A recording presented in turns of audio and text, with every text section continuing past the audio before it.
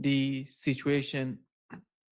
La situation au Proche-Orient est liée à ce dont je veux parler, parce que le premier point, c'est ce que vous avez écrit sur votre site, le dernier article publié. Et c'est important quand on parle de la guerre en Ukraine.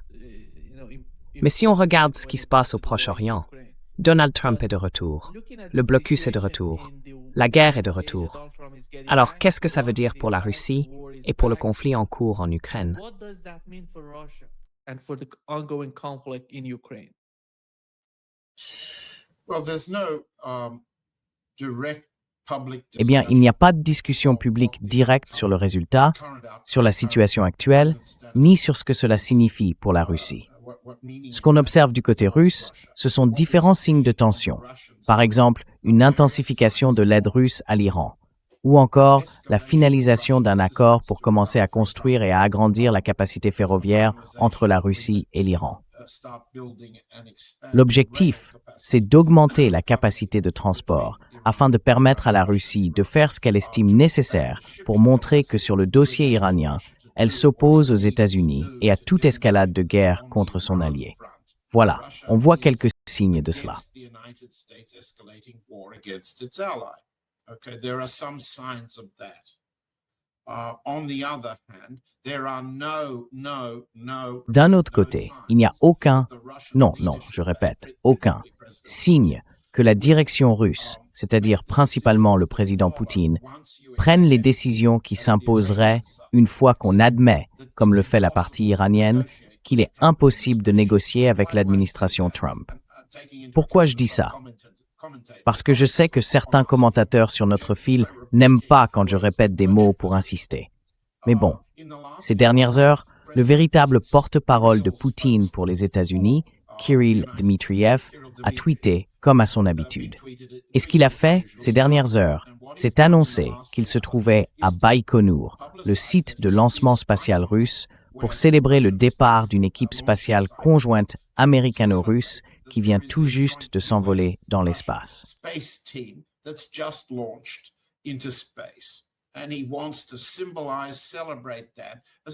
Et il veut en faire un symbole, une célébration, comme un exemple de coopération et de collaboration entre les États-Unis et la Russie. Comme s'il n'y avait pas de guerre en cours. Comme si les États-Unis n'étaient pas en train d'intensifier le conflit avec autant de puissance que celle qui met la fusée en orbite. Pendant ce temps, il y a des attaques dans le Golfe Persique, contre l'Iran et contre la Russie, sur tous les fronts, terrestres, maritimes, à l'arrière, et ainsi de suite. Donc en gros, on a une série de déclarations complètement aveugles de la part de Dmitriev, qui dit « Les États-Unis travaillent avec nous, nous collaborons avec eux, nous avons des partenariats précieux à préserver », comme s'il n'y avait pas de guerre. C'est le signe d'une cécité totale de la part de Dmitriev.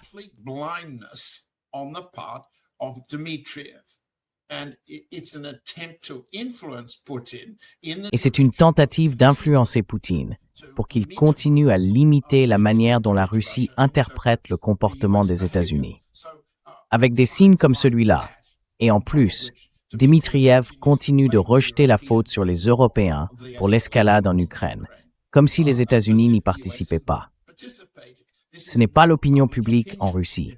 Ce n'est pas non plus la position de l'état-major. Ce n'est pas l'évaluation des services de renseignement. Donc, pour répondre rapidement à votre question, il y a aujourd'hui des points de vue profondément divisés parce que l'enjeu est très sérieux. Ce qui est en jeu, c'est que pour que la partie russe puisse reprendre le contrôle de l'escalade dans la guerre contre l'Ukraine, les États-Unis et les alliés de l'OTAN, Poutine doit agir autrement. Et on va y venir dans un instant.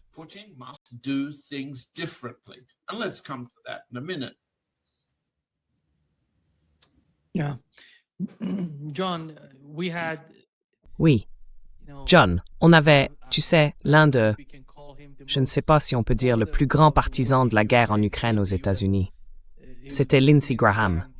Il est décédé à cause de ce qui s'est passé. Comme tu l'as mentionné sur ton site, tu as écrit un article à ce sujet. Et c'était tellement étrange, cette rupture. Tu vois, c'est impossible. C'est impossible qu'un truc comme ça se produise à l'intérieur du corps. C'est quelque chose de très difficile à rompre. Mais au final, Quand on regarde Lindsey Graham et son soutien, on dirait que Donald Trump va appuyer la résolution bipartisane qu'ils ont aux États-Unis pour soutenir la guerre en Ukraine. Bipartisan resolution that they have in the United States to support the war in Ukraine. He said that he's going to support that. Correct. Il a dit qu'il allait soutenir ça. Ça veut dire qu'ils vont revenir, qu'ils vont envoyer tout ce qu'ils ont. Et Donald Trump, d'une certaine manière, ne semble pas vraiment ressentir l'impact de l'Ukraine. Alors pensez-vous que la mort de Lindsey Graham pourrait, d'une façon ou d'une autre, influencer le champ de bataille ou bien les calculs du côté de l'administration Trump ou encore du lobby ukrainien aux États-Unis, dont on sait qu'il est très influent là-bas?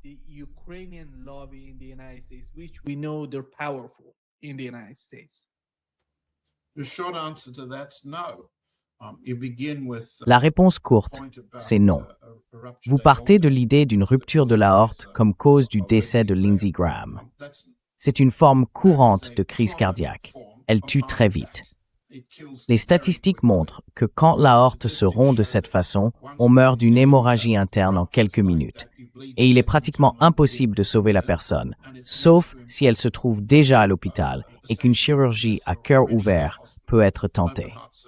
Je n'ai aucun doute là-dessus, et je n'ai vu aucun commentaire sérieux en Russie qui donne le moindre crédit aux rumeurs selon lesquelles il y aurait une trace russe derrière la mort de Graham. Behind Graham's death. There wasn't.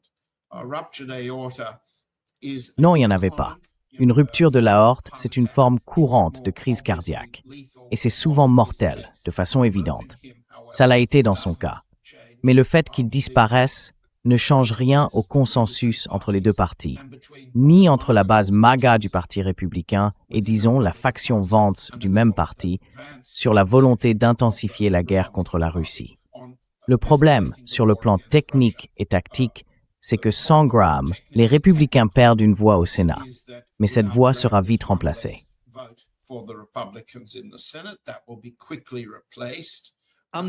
Je ne suis pas sûr, parce que c'est sa sœur qui va le remplacer.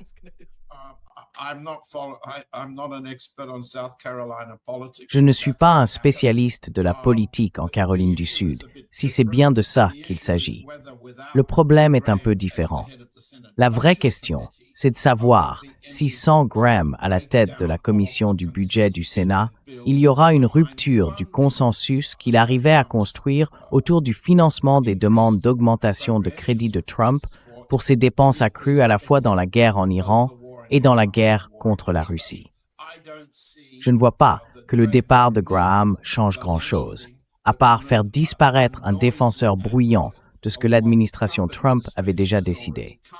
Ce que ça affaiblit peut-être, sur le plan rhétorique dans les médias, c'est la distinction entre ceux qui, au sein de l'administration Trump, sont les plus enclins à intensifier la guerre, menée par Stephen Miller, le chef adjoint de cabinet, soutenu par Rubio, le secrétaire d'État et le conseiller à la sécurité nationale, entre autres, et l'autre camp. Et ce clivage, on en a déjà parlé, ce clivage interne à la Maison-Blanche.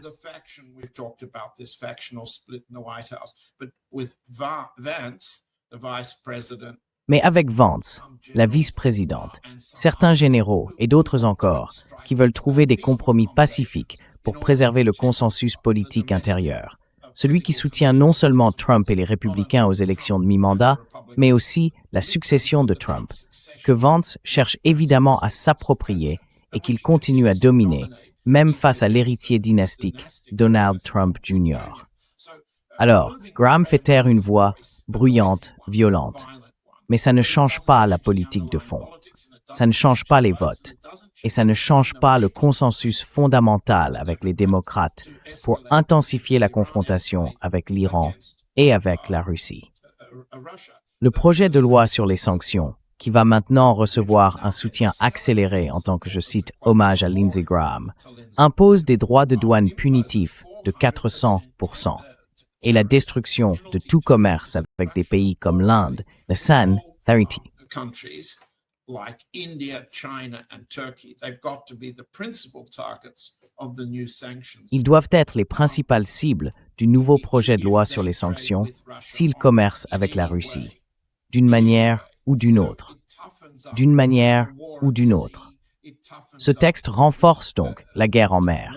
Il renforce la guerre contre tout le commerce russe et tout le commerce iranien. C'est exactement ce que fait ce projet de loi. Il donne au président plus de marge de manœuvre pour négocier ces sanctions secondaires, comme il l'a fait notamment avec l'Inde. Il ne les a pas encore utilisées contre la Turquie ou la Chine, du moins pas autant qu'il l'a fait contre l'Inde. Mais cela rend aussi plus difficile pour le président d'exercer sa discrétion pour faire ce que des gens comme Kirill Dmitriev pensent qu'il peut faire, c'est-à-dire lever certaines sanctions contre la Russie à sa guise. En somme, ce projet de loi réduirait la marge de manœuvre de Trump pour accorder un allègement des sanctions à la Russie ou à l'Iran.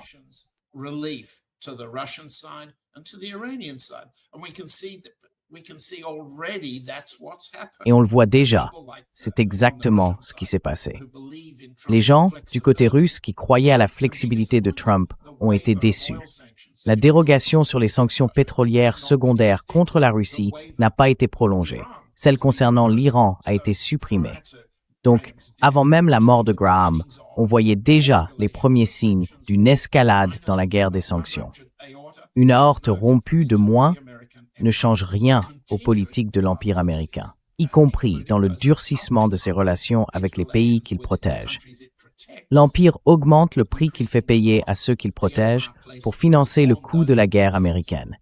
Et quand les États-Unis intensifient leurs opérations, ce coût augmente et il est répercuté sur les alliés.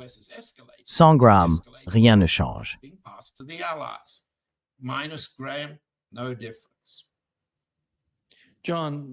John, quelle est la perception du ministre russe des Affaires étrangères, Lavrov, concernant les attaques ukrainiennes contre la Russie? Et toi, qu'en penses-tu?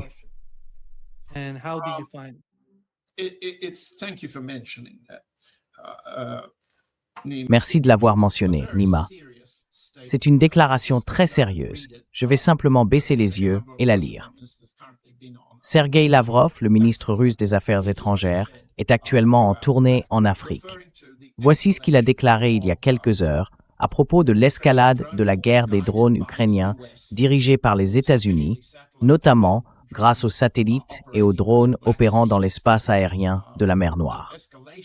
Cette escalade a entraîné un nombre impressionnant d'attaques de drones ukrainiens contre la navigation russe en mer d'Azov. Ce à quoi Lavrov réagit, c'est ceci. Il a dit que ce que fait le régime ukrainien, ce n'est même pas de la piraterie. Au moins, a-t-il ajouté, les pirates volent et s'emparent de la cargaison pour eux-mêmes. Mais ici, le but, c'est simplement de causer des dégâts, d'intimider.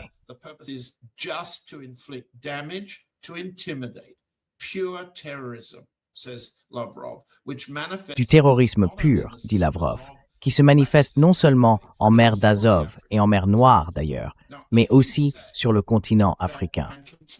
Maintenant, si vous dites cela, et que vous continuez à affirmer que la guerre, que le camp ukrainien, plus les États-Unis, plus les Européens et les alliés de l'OTAN, c'est du terrorisme pur, alors vous passez à côté d'un point stratégique fondamental. Vous essayez de dire que c'est un objectif du régime ukrainien, mais ce n'est pas un objectif limité aux Ukrainiens. C'est un objectif de l'Empire américain. C'est un objectif des États-Unis et de leurs alliés de l'OTAN. C'est la guerre en mer, la guerre dans l'arrière-pays russe. La guerre en mer d'Azov correspond à la guerre menée contre les cargaisons russes qui circulent dans la mer Baltique, la Manche, l'Atlantique et la Méditerranée.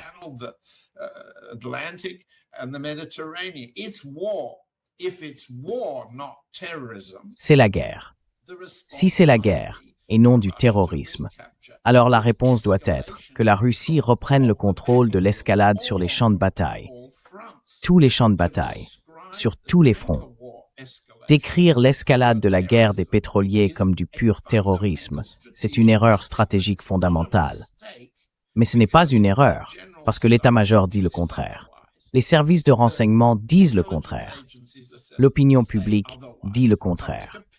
Donc, la réponse à ce que le président Poutine a déclaré hier, j'y reviendrai dans un instant, c'est qu'il faut intensifier l'action sur tous les fronts.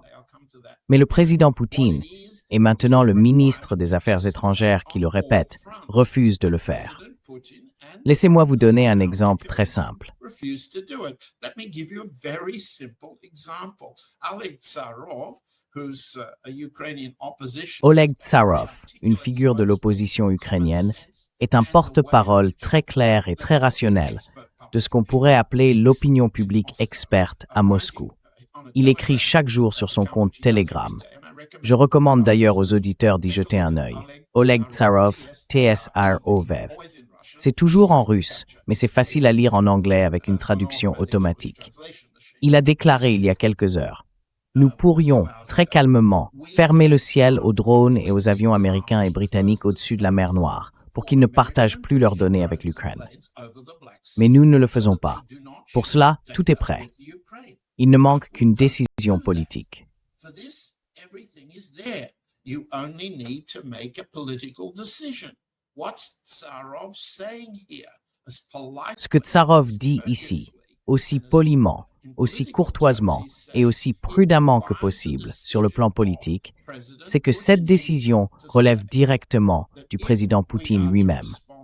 En clair, si la Russie doit répondre à cette escalade de la guerre dont vous venez de parler, elle ne le fera pas en qualifiant les actions de l'Ukraine de terrorisme. Elle répondra en s'attaquant aux méthodes utilisées par les assaillants, notamment à toutes les formes de guidage opérant dans l'espace aérien de la mer Noire. Mais comme on le sait, le président Poutine refuse d'autoriser l'armée de l'air russe à abattre ne serait-ce que des drones. Une position que ni les Iraniens ni les Houthis au Yémen n'ont adoptée. Eux n'ont pas qualifié les attaques dont ils sont victimes de simples actes de terrorisme. Ils les ont qualifiées d'actes de guerre. Et voici ce que le président Poutine a déclaré hier, lors d'un meeting électoral.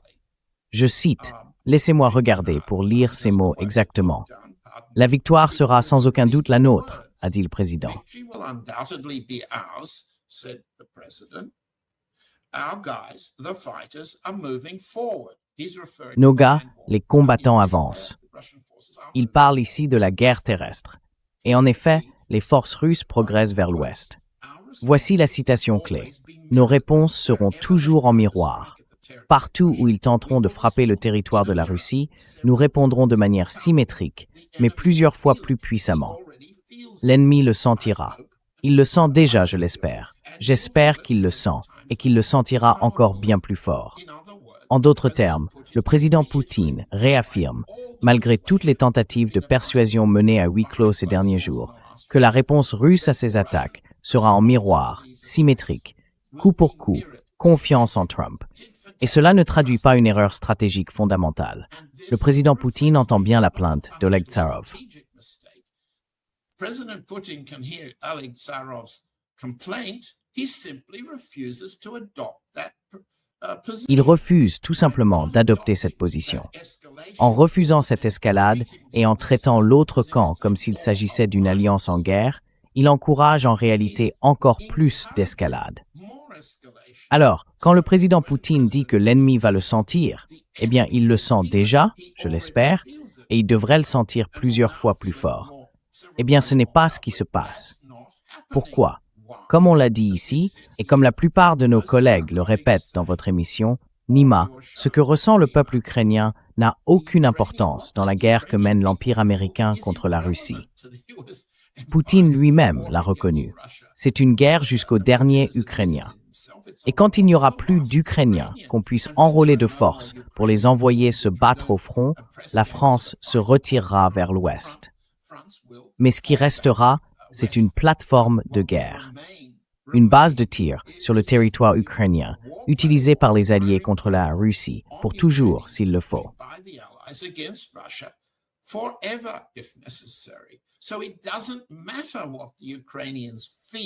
Donc peu importe ce que ressentent les Ukrainiens, c'est une erreur.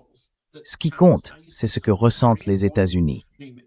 Tu as dit quelque chose de très important, Nima. Tu as dit qu'en lien avec la disparition de Graham, disparition qu'on ne regrette pas, l'électeur américain qui va bientôt voter, en exprimant ce sentiment à travers ses sénateurs et ses représentants, ne ressent pas la douleur de la guerre en Europe. En fait, le président Trump pourrait même le convaincre qu'il rapporte plus d'argent que jamais, surtout si on compare à l'administration Biden, grâce aux achats d'armes américaines par les Européens. Le complexe militaro-industriel s'enrichit et les banques américaines, à New York, viennent d'annoncer des bénéfices trimestriels records grâce aux guerres. Quarterly profits from the wars to suggest that the US is Suggérer que les États-Unis sont en train de perdre la guerre, ce n'est pas une inquiétude des banques américaines. Ce n'est pas non plus une inquiétude du complexe militaro-industriel américain. Et les électeurs américains, eux, ne ressentent pas la douleur. Donc ils peuvent continuer à financer, continuer à ignorer la guerre en Europe. Si cela doit être une occasion pour la partie russe de revoir sa perception selon laquelle elle fait face à du pur terrorisme, alors c'est aussi une occasion de se demander qu'est-ce que la Russie peut faire, que fait déjà l'Iran pour faire ressentir cette douleur aux électeurs américains, pour leur rappeler que ces guerres qu'ils financent, ces guerres qu'ils soutiennent en votant pour les candidats de Trump qui veulent les intensifier, eh bien, ces guerres leur coûtent quelque chose. Ils devraient donc y réfléchir à 2 fois avant de continuer à les financer. Ce sont là des questions politiques et stratégiques fondamentales que la partie russe refuse de discuter publiquement.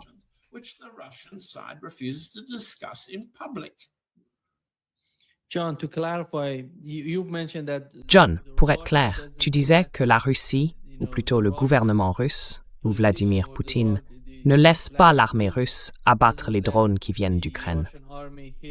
Tu parles bien de ces drones qui viennent d'Ukraine, des États-Unis, des Européens ou de n'importe qui d'autre qui envoie ces drones. Tu fais référence à la mer Noire, pas aux drones que les Ukrainiens envoient plus profondément à l'intérieur de la Russie. Eh bien, je parle des deux. Disons simplement qu'on parle de drones de reconnaissance. Oui. Nous parlons de toutes les formes de reconnaissance qui permettent et guident les attaques de drones ukrainiens. Que ces attaques de drones, disons-le clairement, je considère la mer d'Azov comme un arrière-pays de la Russie. C'est bien le cas, d'accord? Nous parlons de cet arrière-pays jusqu'à l'est, aussi loin que la raffinerie d'Omsk. Nous avons une déclaration claire du côté ukrainien, du côté américain, et de feu Lindsey Graham. L'objectif de cette guerre, c'est de détruire la capacité de la Russie à produire et à commercer. C'est un objectif de guerre fondamental. Ce n'est pas du terrorisme, sans minimiser ce que signifie le terrorisme. C'est un objectif de guerre essentiel, détruire la base économique de la Russie. Et cela nécessite du renseignement satellitaire américain. Cela demande du renseignement américain et de l'OTAN, britannique en particulier, de la surveillance et du guidage de drones.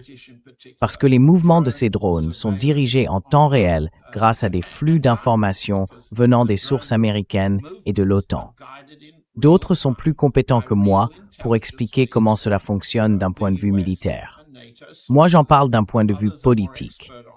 Quelles en sont les implications politiques? In a political sense, what are the political implications?